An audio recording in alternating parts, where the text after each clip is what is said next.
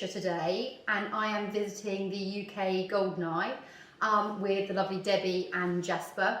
And I've been learning about the Coloressense pigments today, and they are very kindly answering all my questions that I've got, which you have been asking me.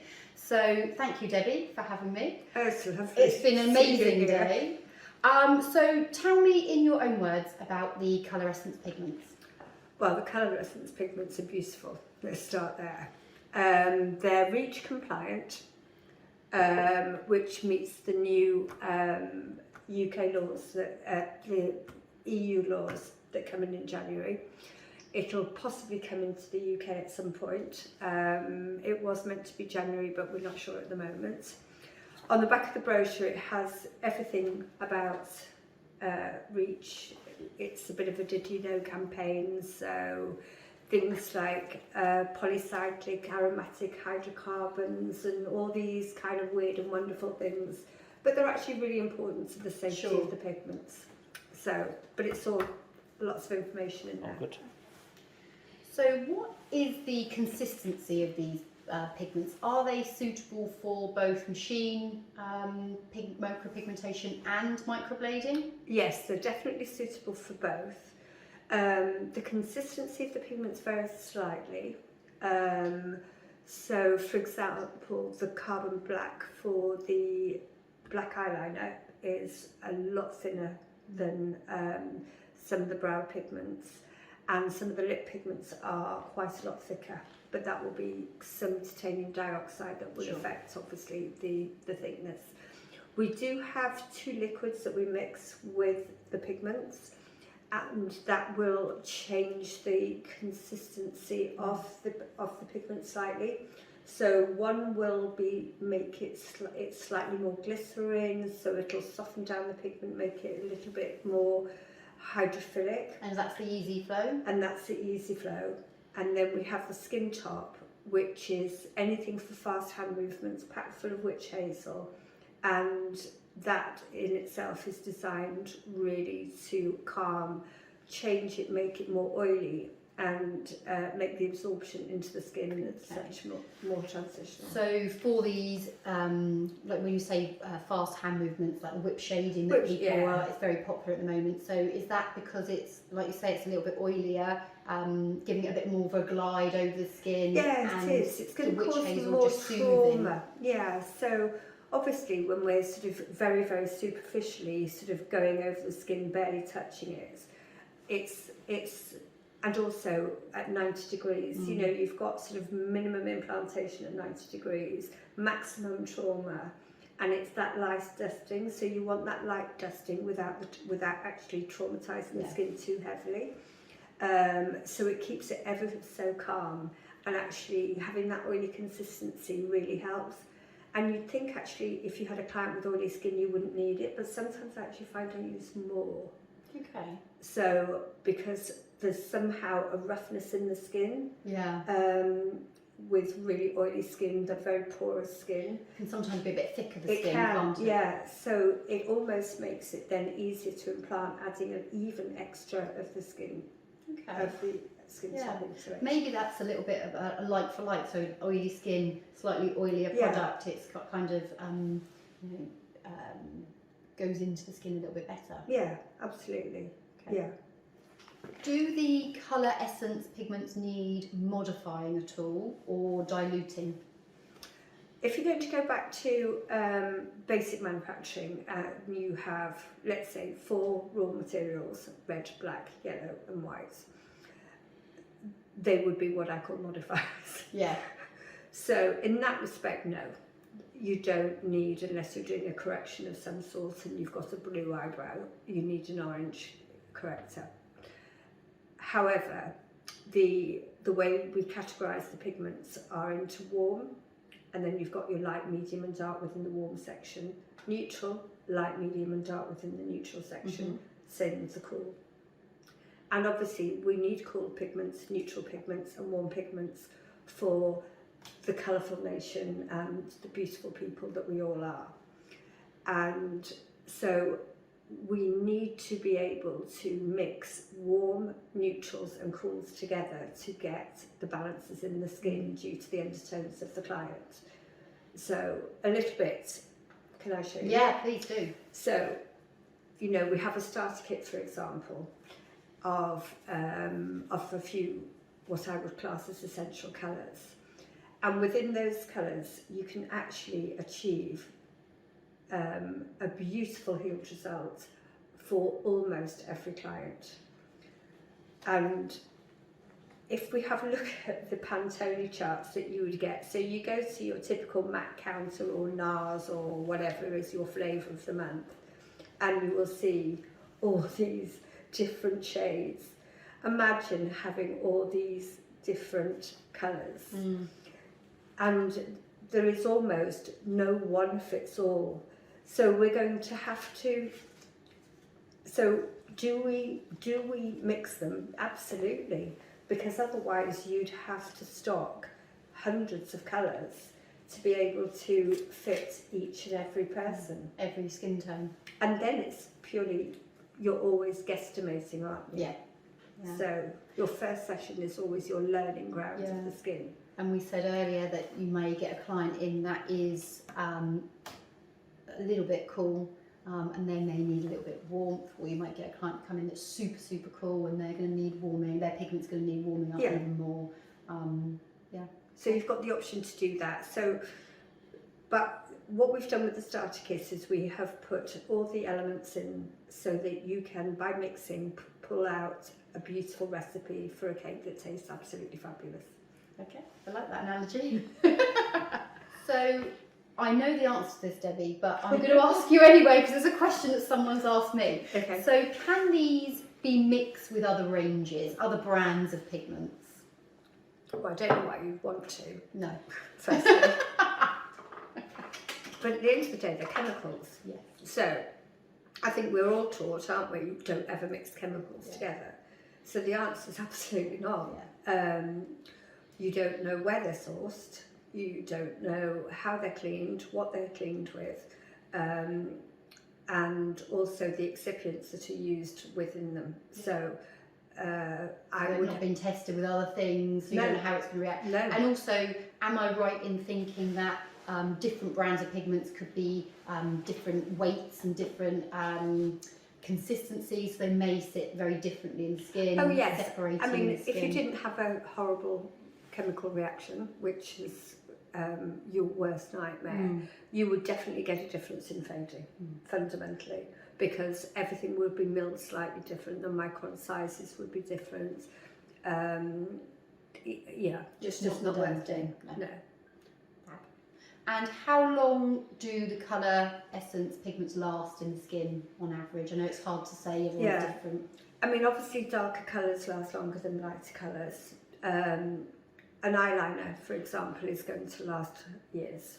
You know, if you're doing a shaded eyeliner, the shaded part's going to sort of fade off really nicely. Yeah, because it's not as dense. Yeah, and if you do a really sort of super light one, it will a year, 18 months, and that need refreshing. But if we work, I think things have changed so much in the last few years, and I think that we all want to be working really superficially. We could all see everybody working on balloons now, can't we, doing powdering on balloons. And I think if we keep to that kind of pressure, then the pigment is going to fade in the skin. Yeah. It's not going to be there forever. I think it's also about educating, sometimes about educating our clients that it's not makeup substitutes, and that we are enhancing the natural beauty, creating basically what is missing or what can be enhanced, but not to the point that it is so obvious like makeup. And once we have that effect, then we will get repeat business. We don't, because what's the point? We can do block something or a solid something, and then you never see your clients again for the rest of your life. And it doesn't age well, does it? So you also want a tattoo so that it ages well, it fades true to colour. You start to tattoo something so dense and so deep that actually it fades a funky colour, or it looks muddy in the skin. So you want to avoid that at all costs, don't you? We want the colours to break down, and they do. I'm finding that working really lightly in the skin, the stability of the colours is absolutely fantastic. I'm not getting any unwanted hues, and obviously getting the colour choice is really important to start with. But I'm getting no unwanted hues coming back. They're phasing absolutely evenly, and people are just coming for what I call a light refresh. Fabulous. So, Debbie, are they vegan, not tested on animals, and where actually are they manufactured? They are 100% vegan. They, what's really lovely about Goldeneye is I know they're all over the world, but they are really quite a small family company. And the CEO and directors have dogs and animals, and as most people know, Jasper and I have pigs and dogs, hundreds of them. So absolutely not in a million years tested on animals. They did years ago, not Goldeneye necessarily, but you know, Pigments as a whole, yeah. Animal testing had to happen at some point for us to learn now not to have to animal test. So everything is vegan as well. There's no glycerin, there's animal-based glycerin, there's nothing that comes from any animal products whatsoever. So, and also they're MRI safe. Fabulous. Which is brilliant. So explain a little bit more about that, why that is important. Yeah, so obviously when you've got the cleaning of the raw materials, now most people think that iron oxides have the metals, not the organics, but the raw materials of the organics still come full of heavy metals, have to go through a cleaning process, especially now with REACH in place. And well, come January, REACH will be in place. And the criteria to hit is really strong. You know, I've seen the data forms and sheets and things that has to be done for it. And it's actually quite a logistical nightmare. But so in cleaning the heavy metals and making sure that there are so many very, very small parts per million of certain metals in different raw materials, and obviously not having the titanium dioxide as a lightener. Yeah. That obviously makes the brows then MRI safe. Yeah. Fabulous. So, and also laser. They can be lasered. So they're easy to laser off. Yeah. Should you need to do any corrections or removals or worst case scenario. Yeah. For whatever reason, people change their mind. Yeah. Fabulous. The Colorescence range comes in a 4ml and a 9ml bottle. It does. Why so much smaller than other ranges that are available? Well, start with good things come in little packages, but B, quality over quantity, to be quite honest. A little bit of pigment goes an awful long way. It's pure colour, very, very little liquid or excipients within it. You sometimes find if you don't clean the top of the bottle, sometimes it literally reverts back to powder form. So there is very little keeping it away from its natural, original state. And so you don't need an awful lot of pigment. And when you count the drops out from the different bottles that you'd use, it's a brilliant, just an absolute brilliant way to do it. And you've got 12 months. That's all you've got. It's your window. So if you find that you've got one pigment that you absolutely got more clients, Ebony Queen, for example, gorgeous dark cool brown, maybe mix it with some warm brunettes to make this just gorgeous brown. And you know that those two are going to be favourites. Buy the 9ml. Yeah. You know, start off with the 4ml and find your way with them. We've done it with the 4ml in the majority of colours, I think it is, to be able, for people to be able to make a start really. So the starter kits, for example, we've done those in 4ml. So people can kind of get off the ground, buy the top quality pigment with the purest ingredients and without it breaking the bank. and without them having to throw bottles away at the end of the year or something, or God forbid another lockdown. Yeah, it's not happening. No, it's not happening. So we had 2 trays of whole sets last year that we ended up having to use for latex work, which is a first. But really, these using small pigment pots, the Skin Top and the Easy Flow, these pigments go a long way. Okay, great. Yeah.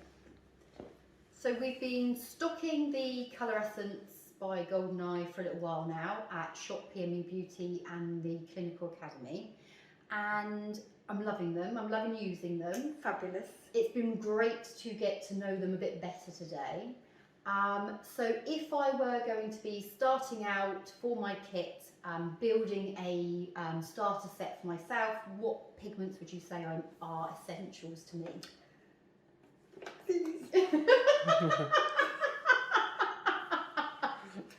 So these are this is the brow starter kit. Yep. In the 4 ml. Oh my God. If I go upstairs into the stock room, even now, after all these years, it feels like the sweetie room. Does it? Oh God, I can't tell you. So, yeah, so 5 colours that come from the warm, neutral, cool range, light, medium, dark, plus you're going to need these 2. Well, if you don't do hair strokes, you don't particularly need this one, but this one for powder, absolutely 100% you're going to need. Okay. One other product that I haven't got with me, which I really have got to mention, is Push Gel. Yes. Oh, hold on. Yeah, Jasper is reaching Jasper into to the his rescue. handbag. Jasper to the rescue. Push Gel and I are matching today. Yeah. We are matching. We talked about this earlier. So this is your absolute recipe for the most beautiful. Our trainers and our students they rave about it. They really do. I really would have a breakdown if this stopped. Yeah, I would. Don't stop it then. No, it's not going to stop. It's not going to stop. So I can show you a little bit, practically, Please. about these pigments and why I chose them. So brochure has an explanation of the 2-in-1. This is the full range of colours. We have the occasional trend colour, but on the whole, that's it, full stop, no more. And when you say trend colour, they're limited edition ones, and some of them get to stay for a while, don't they? Some of them stay, yes, some of them do stay. Then we have the warm pigments. There are only 4 warm pigments actually in total in the whole range. We get 2 of these in the starter kit, warm brunette and dark redwood. And then down here it shows you all different combinations that you can put together for warm mixes, soft warm mixes. And then obviously at the bottom it even has things like colour corrections.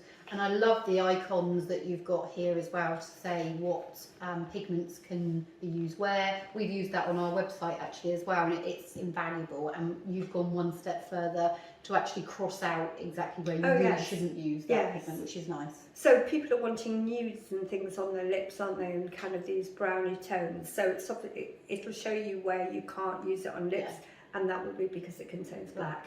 Yeah. So we have 4. We've got a new one actually. We did have 3 in the neutral range. This powder black is really only for, I would say, your ethnic clients, just to add a drop in. So we have amazing blonde, love the colour, hot chocolate, and then again it shows you some mixes down at the bottom. Amazing explanations as well with it. And then we've just got one actually from the cool range, Ebony Queen. It is, oh my God. It's your favourite? Yeah, it's just my favourite colour. But because we all know skin, and we know that pigment doesn't sit in the skin as it's always going to change, depending on the underlying skin tones that we have, it's a cool pigment. And it has that kind of olivey green, and because I am olive skinned and I am green, it would ash out on me. So for me, I would have to put something like from the warm. Yeah. So I would either go medium warm or dark.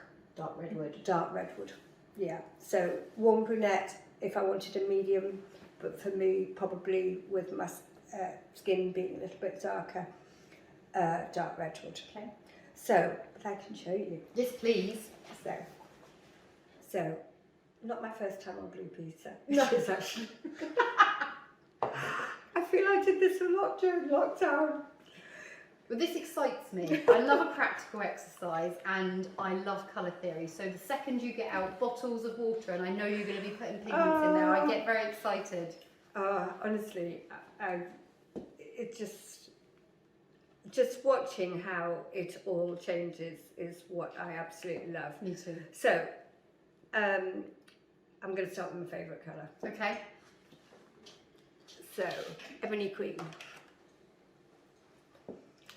So when we're talking about pigments being water soluble or non-water soluble, hydrophobic or hydrophilic, these are water soluble. However,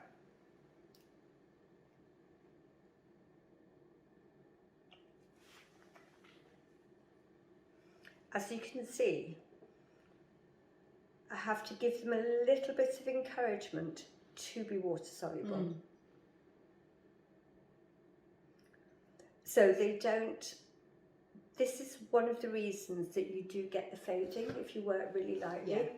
because it's not just going to go into some really water soluble pigments, go so deep into the skin, because obviously we're in so much water, that these stop, they find their way to stop just below that epidermal dermal junction. Yeah.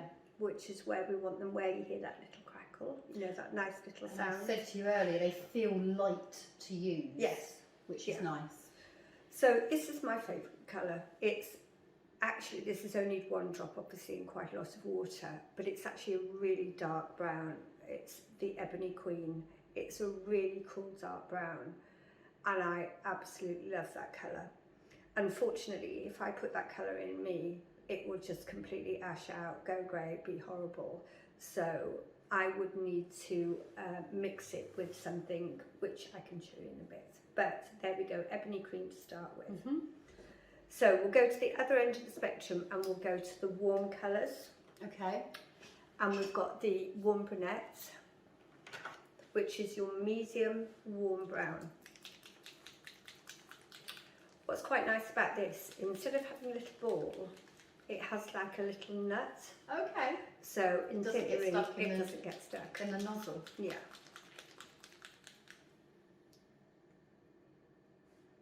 These pigments are very forgiving as well. Okay. So they're great for newbies. Oh, absolutely fantastic. Yeah. And what you see when you're going, once you've put them in the skin after, say, the first pass or the first few minutes, is what you're going to get. Okay. 20 minutes later, they're going to change. Okay. And when you say change, what's going to happen? They'll oxidise. Okay. Yeah. They'll oxidise. They'll start to go darker. And you won't see the colour. So once you've started, if your gut feeling is telling you it's not quite warm enough, put a drop of warm brunette in, put a drop of this in, one drop.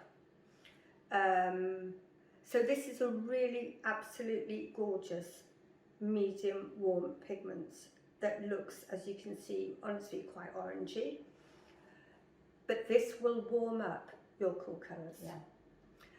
And it's absolutely fantastic. Or if you have a client that literally is a gold wearer, or a redhead, for example, red brows, not brown brows, red brows, another fantastic colour for Just them. neat. Absolutely, yeah. I said to you earlier on, when I see very warm brows, when I'm starting out tattooing and I think, okay, that's quite warm, and I'm seeing that warmth, I feel happy.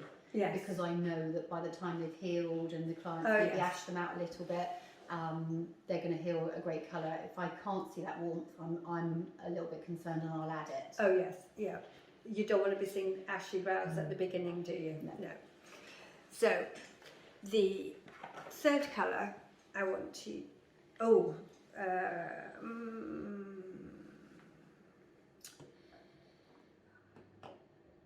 third colour I'm going to go with is Amazing Blonde. This is from the neutral range. Light, so we've got dark, medium, and now we're going light.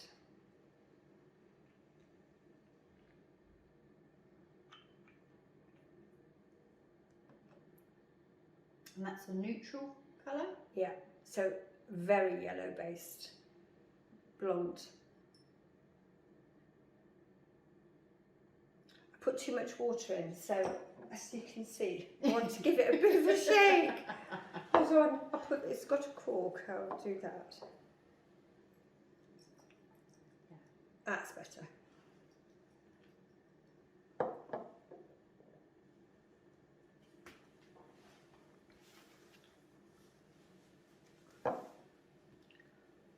This will be too blonde on its own. Okay. Too pale on its own for almost anybody.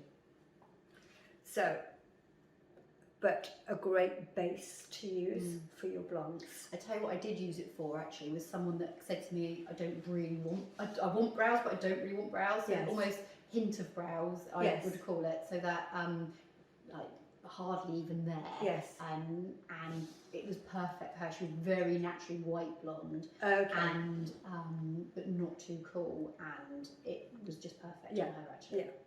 Yeah. That would be, I actually have a different mix, so Okay. yeah, I actually have a different mix that's not in the starter kits that I actually have for very, very fair.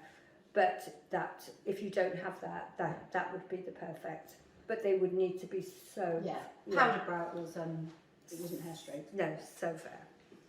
So, the next one I want to come to is the Dark Redwood? Dark Redwood. So going back to the warm range. So neutral, cool, warm. So we've got light, medium and dark. So this is another dark one. How do I put the darks together? Interesting. One drop.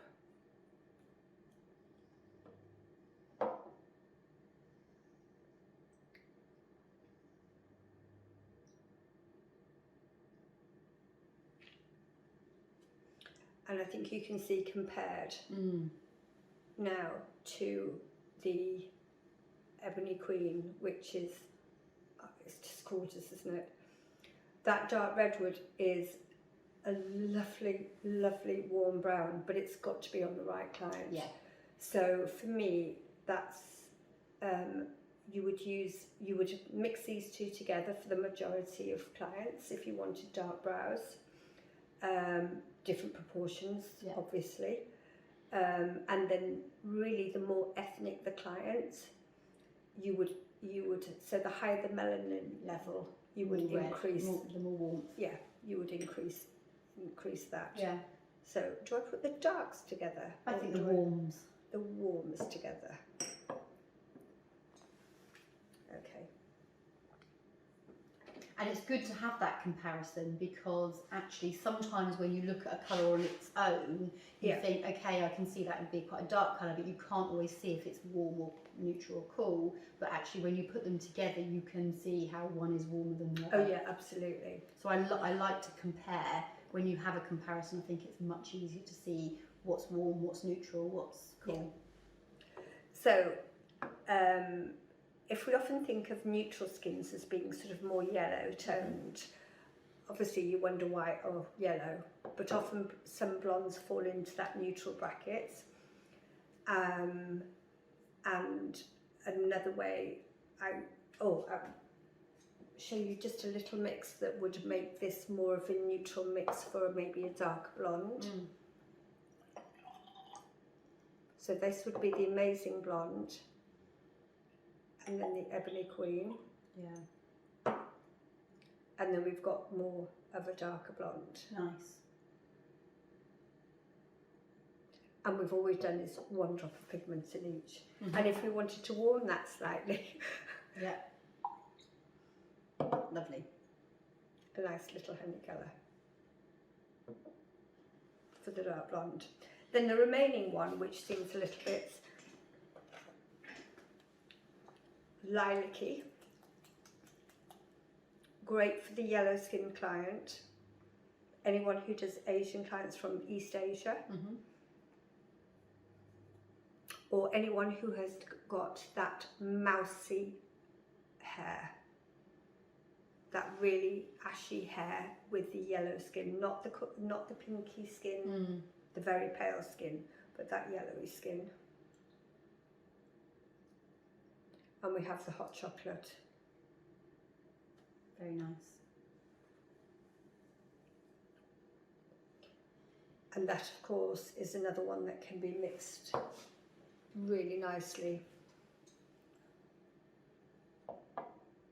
with the amazing blonde. And that lilac and the yellow slightly counteract each other. Too much brown. And again, we have... Also, people worry when they see, because obviously if you look at the bottles, Yeah.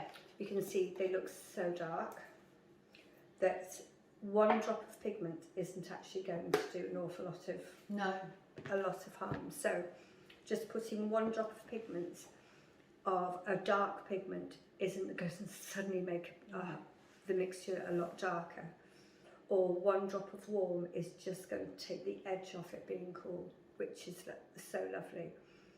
And I think if you use really small pigment pots, like I said before, count your drops, make a note of everything that you use, so keep on record what you have, start with your plan. I always think start with plan A, you can always go to plan B, plan C, plan D. I'm sure you can start on the Greek alphabet after that one. And but every time, it doesn't matter how long we've been around, we guesstimate the skin every single time we go into it. And session 1 is always the learning ground anyway for the skin, isn't it? Yeah. Not only how we approach the techniques and the parameters that we use, but the colours and the colour mixes. So as long as we kind of keep on the warm side, just adding just a bit of warmth into these pigments, on the whole you're going to have a really reasonable result, and you're not going to get anything seriously wrong. And I don't know about how you work, Debbie, but I like to, on my second appointment with my client, I actually like to look at the result actually before I look at what I used last time. Oh yes. Because then I'm not kind of assuming or preempting what I'm going to be using. And then I'll go back and think, oh yeah, that's great again, or actually I want to change that a little bit. I sometimes, if I look before I've seen the actual healed result, I feel like I'm already, like you say, prejudging what I'm going to be using. So I think it's important to look before you do the retouch what you're going to use. So, I mean, we're not even playing. No. I could go mad I'm now. going to be, I'm going to get myself some of these big bottles, and I'm going to be doing that. And I think, using some of the mixes and getting to know the pigments even more, I think there is a lot to be said with really getting to know the pigments that you are using. So that you think, okay, that one does need a bit of warmth in that skin type.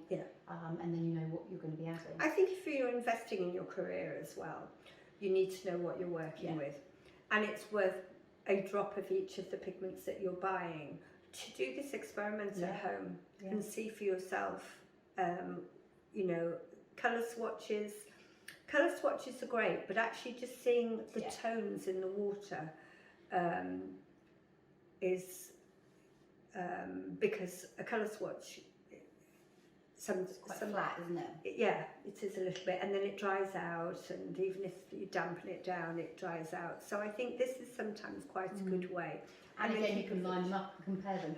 You can line them up and compare them, You can, absolutely. So we can definitely see our cools, our neutrals, Yeah. and our warms there. Yeah. That's great. It's a fab A exercise. little bit in between. Debbie and Jasper, it's been amazing. Thank you for a lovely day. I feel like I've got all the knowledge I need to go away, answer everybody's questions about the Colorescence pigments. I'm very excited to continue using them, and if anybody wants to try them, they can find them on the Shop PMU Beauty website. Fantastic, So yeah. thank you very much. No, thank you as well. Thank you for coming to see us, and it's great. Feel like we haven't seen you. Well, we haven't seen you for years. I know. Only via Zoom. So, yeah, thank you for your interest in our products, and you know, we're here to help you and your clients with any colour choices. Always here to help.